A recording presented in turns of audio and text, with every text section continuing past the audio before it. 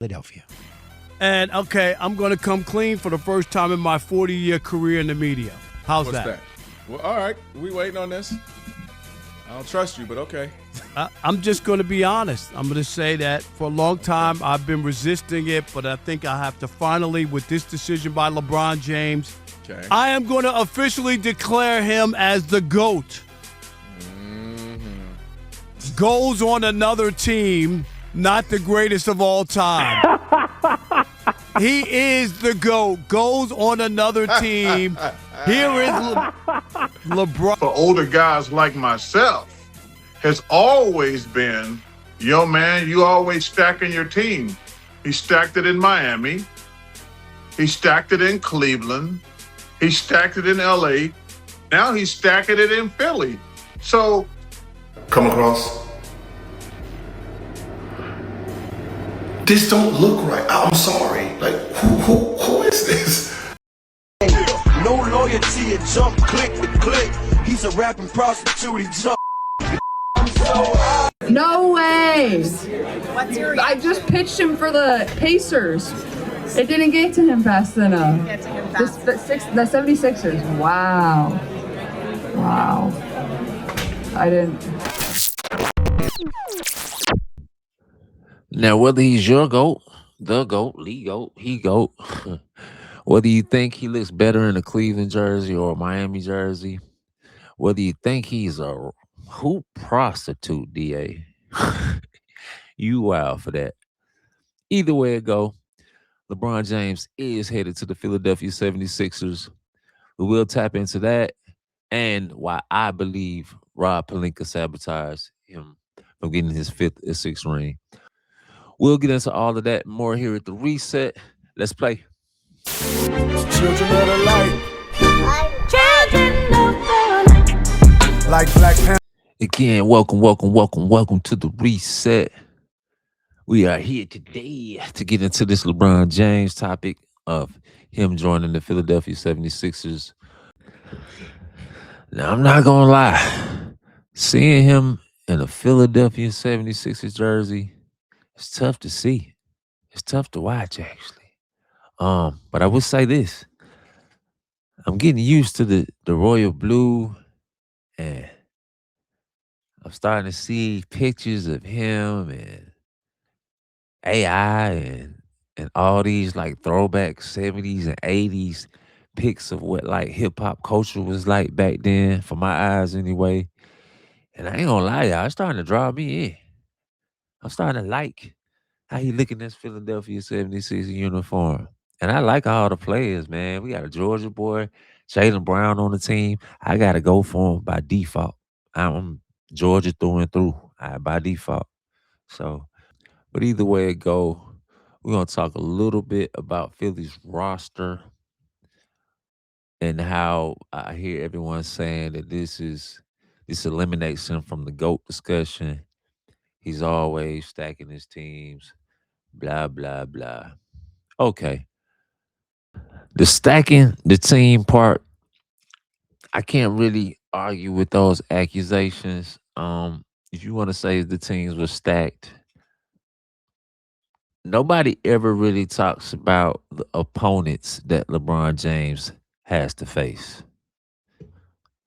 You got 2007, Cavs and the Spurs.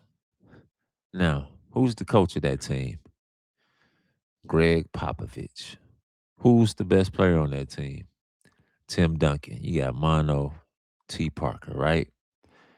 You leave there. You go to the 2011 finals. You play against a Dirk Nowitzki team that is put together, to the gods. Like, every player on that team knew their role. They were all veterans. Most of them had been stars at some point in their careers, and Dirk was playing out of his mind. So, to me, we can say, hey, LeBron, D-Wade, Bosh, first year, they're supposed to win the championship. But history has told us that no team that has ever put together a super team in the first year has ever won a championship. But because it's LeBron James, He has to win it. Everybody else, they can build it, wait 1 or 2, 3 years and win a championship because it's LeBron James. Has to win it the first year or it's top tier criticism. Now, you go from that to 2013 finals against the Spurs again. Tim Duncan, Mono Ginobili, Tony Parker, Kawhi Leonard, 4 Hall of Famers. Did Jordan play against 4 Hall of Famers? I don't think he ever did in any playoff series. I keep going. I keep going. Fast forward 2014, Spurs again.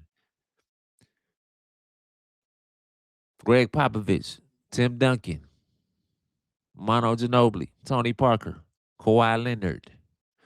Fast forward to 2015, the Warriors, Klay Thompson, Steph Curry, a scoring Draymond Green at the time. Y'all get my drift? LeBron has only ever played against 3 to 4 Hall of Famers in every NBA Finals he's appeared in. Hey, but the sentiments is always super team this, super team that. Nobody ever talked about the teams he played against, man. And I'm sorry, Jordan. Jordan never played against teams that could sniff a Spurs team or a Warriors team. Not even close. So y'all keep that in mind when y'all keep talking about, oh, all he do is super teams. Bro, he played against super teams. Look it up. Now, as far as his roster though, for this Philly team, I will it's not his best roster. I was there in 2012, briefly with that 2012 team that well, they were coming off of winning the championship in 2011 or 2012, and I got there summer of 2012. And by far, that's his deepest roster I've seen. I've seen it with my own eyes. 14 guys in there who have made over $100 million in their career. Like that's the best team for sure. But this team, this Philadelphia team, listen, I would tell you, I think they got a chance of possibly being his maybe second best roster he's played with. They still fairly young team outside of nobody, not named LeBron James, but their roster. I'm looking at their roster, man. They got Anthony Simmons, huge pickup. I didn't even know. I found it in my study. Let me put my glasses on, y'all. In my studies last night. Let me get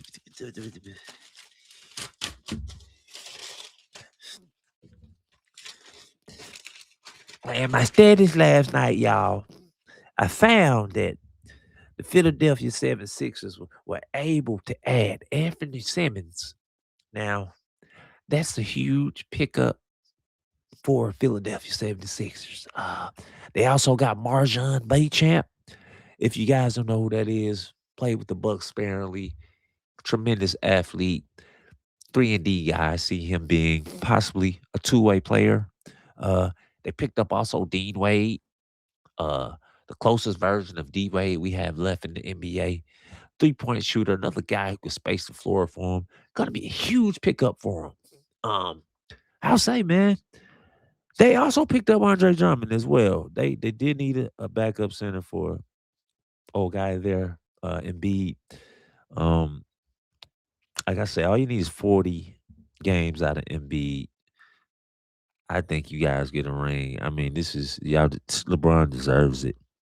Speaking of deserve, okay, we got 8 years spent with the Lakers. He arrived in 2018 with a young Lonzo Ball, with Brandon Ingram, just a young roster in general, not necessarily built for a championship team. I think main reason he came at that time was more so because of Magic Johnson, right? Magic was there. He was in the office. I think he talked LeBron into getting there. You get 2019, 2022, the bubble year, the year that y'all want to discredit him, which listen, man, anybody who's an athlete who knows anything about routine, being outside of your routine daily. Those things are big amongst athletes, their daily routines, what they do the day of the game. And when you play, what, 60, 70, 80 games a certain way, and then you're forced to go into a playoff bubble where, I mean, let's be honest, y'all. These 2019 and 2020 was some of the weirdest times to ever be alive. Like, you didn't know what was going to happen from day to day, right? So y'all want to tell me or convince me that the bubble was the easiest championship when athletes, we are super huge on routine. All those teams and players and coaches that were there, they were completely off of routine, doing something they had never done before under conditions that had we've never seen before. And somehow in y'all's head, y'all want to say, oh, that was the easiest championship. How?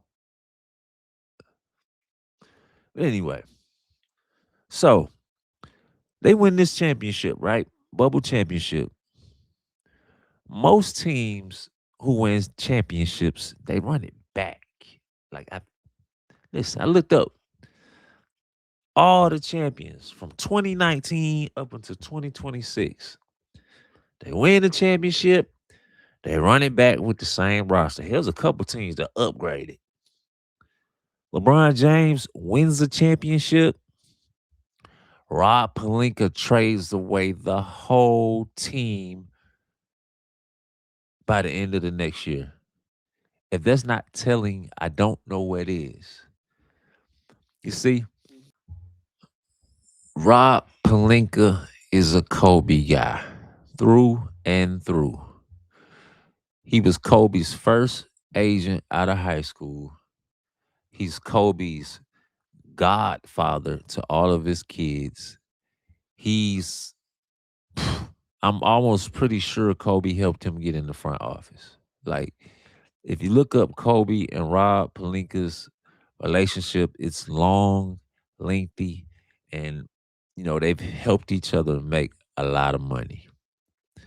With the passing of Kobe, let's just think about this, y'all.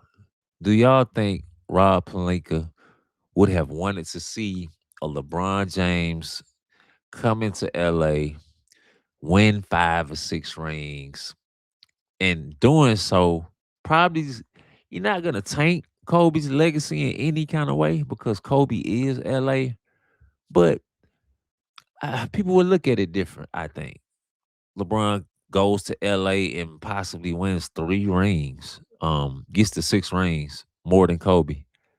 I think that gives LeBron the edge over Kobe. Do you think Rob Pelinka, Jeannie Buss, really probably anybody who's a true LA fan would want to see that? I don't think so.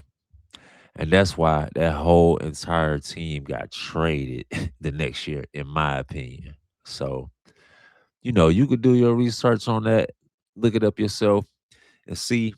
To me, it's very telling, just the whole situation. Like I said, I looked up 6 teams that won the championship right after the Lakers. They all ran it back with the same team. Lakers, only team that traded away the whole team after winning the championship. So y'all do what y'all want with that math or whatnot.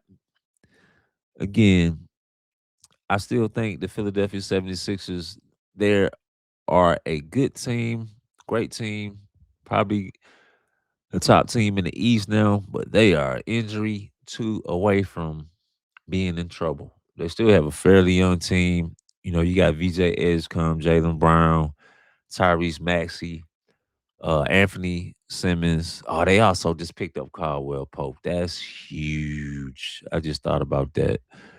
So they're a fairly deep team, man, but I don't think they're like unbeatable, man. Like I said, it's 1 or 2 injuries can upscale their whole season. But either way I go, I'm a LeBron fan, man. Wherever he's at, I'm rocking with him.